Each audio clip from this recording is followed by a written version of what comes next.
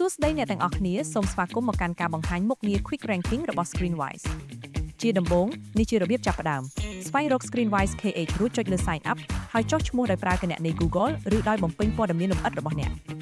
នៅពេលអ្នកចូលដល់ក្នុងប្រព័ន្ធរួចរាល់ហើយសូមស្វែងរកនិងចូលទៅកាន់ទំព័រមុខងារ Quick Ranking លោកអ្នកនឹងឃើញថាដំណើរការនៃការរៀបចំលក្ខណៈបេក្ខជនគឺពិតជាងាយស្រួលនិងចំណាយពេលខ្លីបំផុត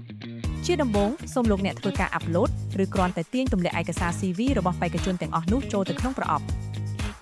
បន្ទាប់មកទៀតសូមកំណត់នៅតម្រូវការការងារជាក់លាក់ចំនួនឆ្នាំបទពិសោធន៍ដែលអ្នកចង់បានព្រមទាំងការណែនាំពិសេសផ្សេងៗទៀត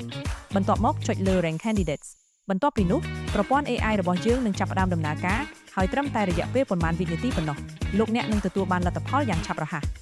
នៅលើផ្ទាំងលទ្ធផលនេះលោកអ្នកអាចមើលឃើញយ៉ាងច្បាស់នៅពិន្ទុនៃការផ្គូផ្គងឬ Max Score ជាមួយនឹងហេតុផលវាយតម្លៃលម្អិតពី AI ព្រមទាំងប្រវត្តិរូបសង្ខេបរបស់បេក្ខជននីមួយៗ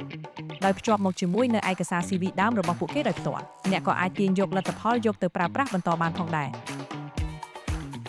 ជាមួយនឹង Screenwise ការពិនិត្យមើល CV ដោយដៃដែលចំណាយពេលរាប់ម៉ោងត្រូវបានកាត់បន្ថយមកត្រឹមប៉ុន្មានវិនាទីប៉ុណ្ណោះជំនួសឲ្យការចំណាយពេលរៀបចំ CV ច្រើនរាប់មិនអស់អ្នកអាចស្វែងរកបេក្ខជនល្អៗបំផុតបានភ្លាមៗយល់ពីចំណុចខ្លាំងរបស់ពួកគេនិងធ្វើការសម្រេចចិត្តជ្រើសរើសបុគ្គលិកបានកាន់តែប្រសើរប្រកបដោយទំនុកចិត្ត